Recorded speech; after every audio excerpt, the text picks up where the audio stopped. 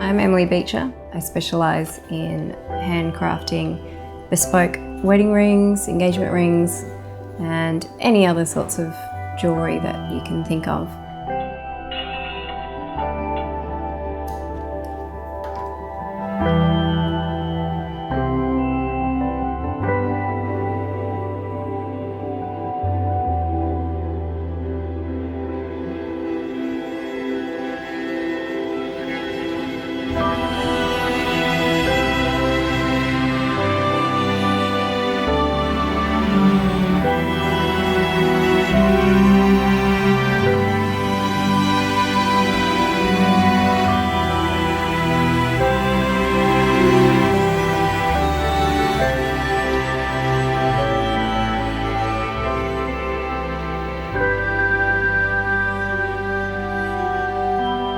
Today we'll be making a bespoke men's wedding ring, custom designed for a client who wants diamonds set into what I call the ripple texture wedding ring.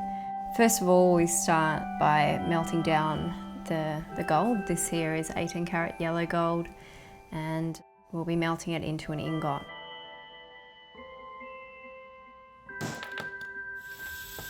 So once we've melted the ingot, we'll forge it, and then begins the process to roll it out into the shape that we want. The forging is really important to compact the crystal structure of the metal,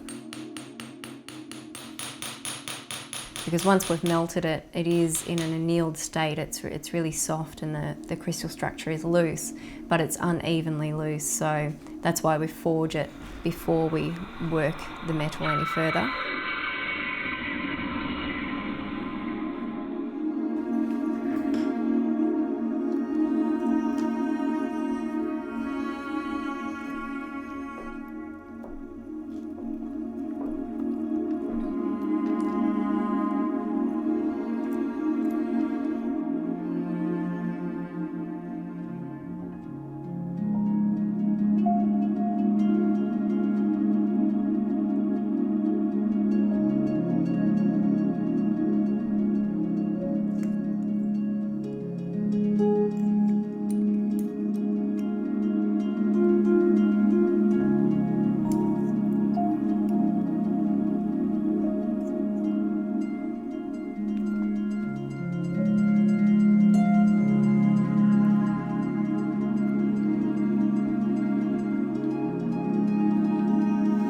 After forging the metal, it's really important to anneal it so that we've got a nice malleable piece of gold that can be worked through all the different stages to get it into the right proportions, so that I can bend it up and turn it into the ring that it will become.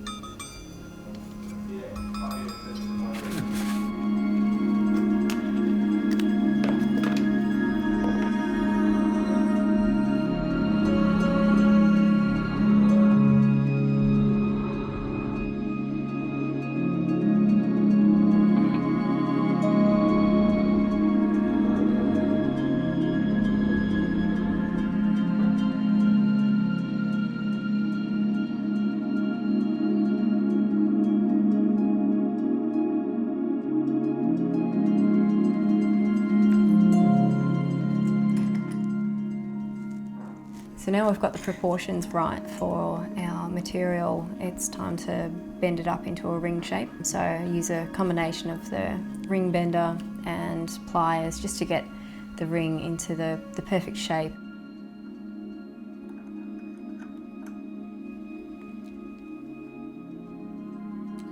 And then cut through the join a couple of times just to make sure that it marries up together.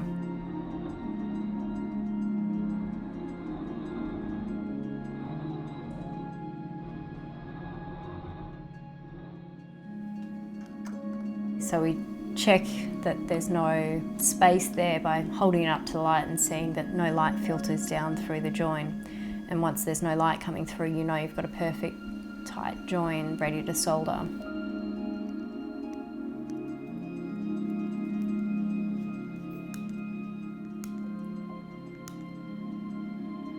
Now we've got our ring looking much more like a ring, we'll solder the ends together.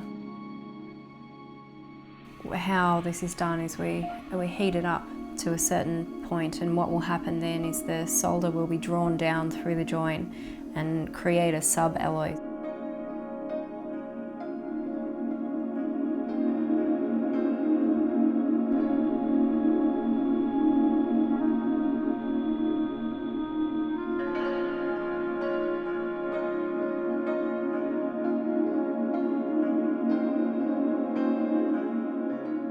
Now that our ring is actually a solid ring, it's time to get rid of any excess solder that is on the exterior. So tidy that up a little bit and give it a tap to harden the join, and then move on to just making sure that the ring itself is perfectly round.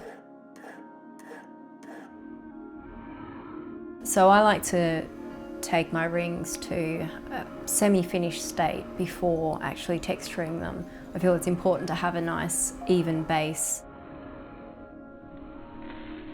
It just leaves a better finish overall at the end of the making of the ring. I file and emery the ring back almost to a polish prior to texturing over the top.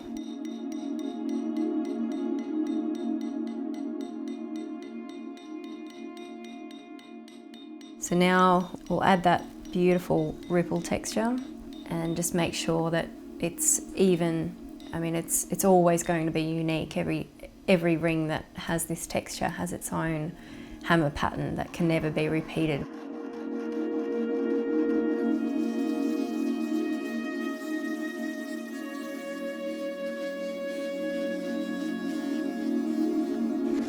Now that the inside of the ring is smooth, we can hallmark it. So the first stamp to go in will be my hallmark, which is an EB in a little diamond type shape.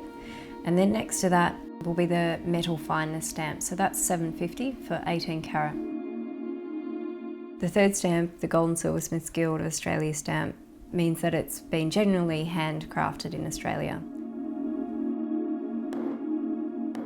These stamps are also very handy for a valuer to be able to tell you how much your ring is worth and when it was made and by who. So they can be very helpful later down the track when your ring might get passed on to your children. So now we've got a ring. It could be left in this state and it's a beautiful ring, but we're going to add the diamonds in now. It's just going to make it that extra little bit special, add that little flair, and really personalize this design for the client.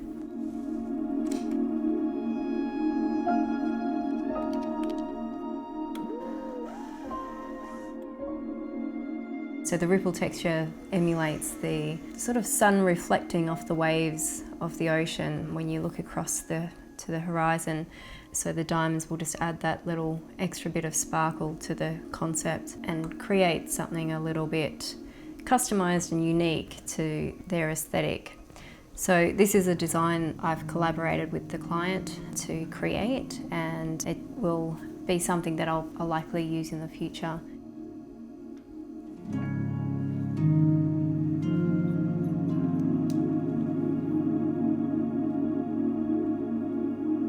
Originally I started jewellery just as a hobby as a teenager. My grandmother passed down some pearls and we found out in the end that they weren't actually real pearls, so Mum let me turn them into a choker. And that sort of started my love of jewellery making, and I'd always turn to it in times of stress to get through. So at uni I did a little bit, and then I was a little bit sick for a while with chronic migraines and found that the jewellery making was helpful to sort of concentrate on something other than having a really bad headache or a migraine. So I would just immerse myself in making, and a friend of mine saw what I was making and suggested that I study it was back then NMIT, and so I did. So it was sort of more as an interest and a hobby than a career-driven sort of thing back then. But I just loved it. I found the ability to melt down metal from one shape and reform it into something new, which is something that's really quite beautiful about the hand making process. And having a ring that's made just for you, you can really feel special wearing it. And I know I feel like it's a special thing to make it.